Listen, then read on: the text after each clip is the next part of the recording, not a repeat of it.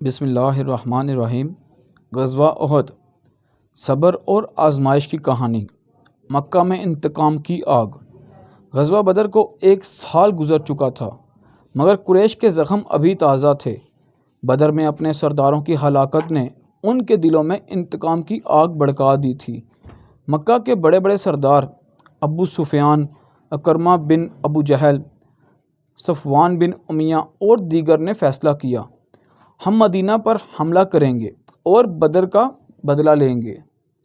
3000 کے لشکر کے ساتھ، جن میں 200 گھڑ سوار اور 700 زرہ پوش تھے، قریش مدینہ کی طرف روانہ ہوئے۔ ان کے ساتھ عورتیں بھی تھیں جو جنگ میں اپنے مردوں کو جوش دلانے اور دشمن کو طعنہ دینے کے لیے گاتی تھیں۔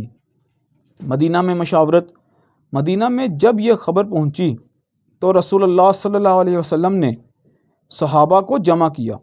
مسجد نبوی میں شور مچا ہوا تھا۔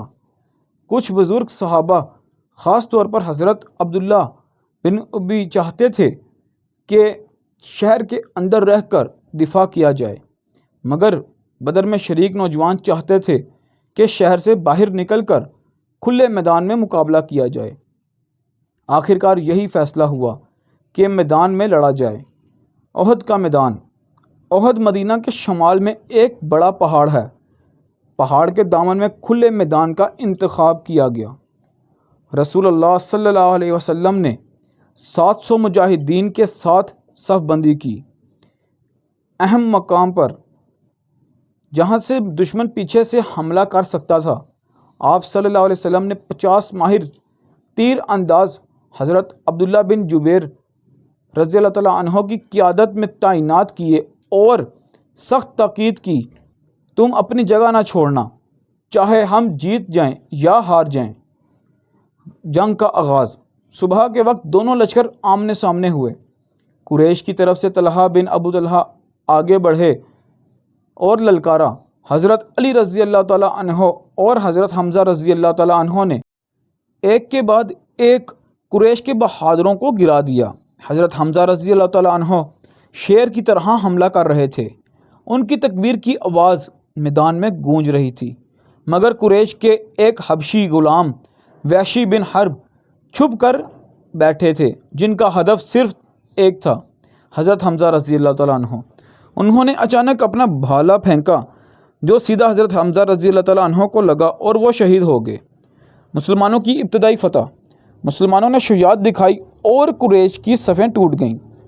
مشرکین بھاگنے لگے۔ ان کا مال غنیمت میدان میں رہ گیا۔ مسلمانوں کے دل خوشی سے بھر گئے۔ یہ منظر دیکھ کر تیر اندازوں نے سوچا کہ جنگ ختم ہو گئی، اب مال غنیمت جمع کرنا چاہیے۔ حضرت عبداللہ بن جبیر رضی اللہ تعالیٰ عنہ نے یاد دلایا، رسول اللہ صلی اللہ علیہ وسلم کا حکم یاد رکھو، اپنی جگہ نہ چھوڑو۔ مگر اکثر نے کہا، اب تو جیت ہو چکی ہے، یہاں رہنے کا کوئی فائدہ نہیں، اور وہ نیچے اتر گئے۔ حملہ پیچھے سے۔ یہی وہ لمحہ تھا جس کا قریش کے گھڑ سوار خالد بن ولید انتظار کر رہے تھے۔ انہوں نے پہاڑ کے پیچھے سے حملہ کیا اور سیدھا مسلمانوں کی خالی چوکی پر قابض ہو گئے۔ مسلمان دو طرف سے گر گئے اور میدان کا نقشہ پلٹ گیا۔ افواہ اور آزمائش۔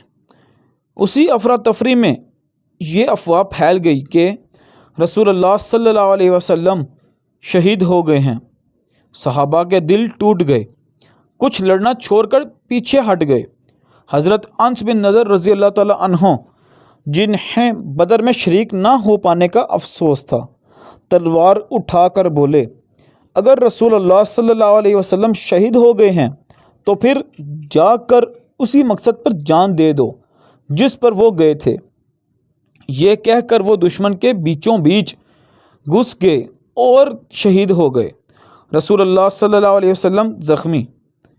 دشمن کے پتھروں اور تلواروں کی زد میں آ کر رسول اللہ صلی اللہ علیہ وسلم کا چہرہ زخمی ہوا، پیشانی پھٹ گئی اور ایک دانت شہید ہوا۔ حضرت طلحہ رضی اللہ تعالیٰ عنہ نے آپ صلی اللہ علیہ وسلم کو اپنے جسم سے ڈھال بنا کر پہاڑ کی طرح نکالا۔ جنگ کا اختتام۔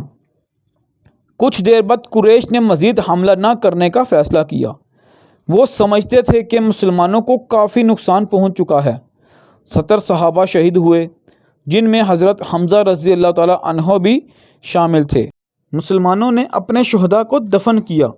رسول اللہ صلی اللہ علیہ وسلم نے حضرت حمزہ رضی اللہ تعالیٰ عنہ کے پاس کھڑے ہو کر آنکھوں سے آنسو بہائے اور فرمایا، اے حمزہ، تم پر اللہ کی رحمت ہو، تم بہترین بھائی اور بہترین چچا تھے۔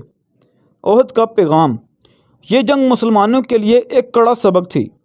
اللہ کے حکم اور رسول کی ہدایت سے ذرا سی غفلت بھی نقصان کا سبب بن سکتی ہے۔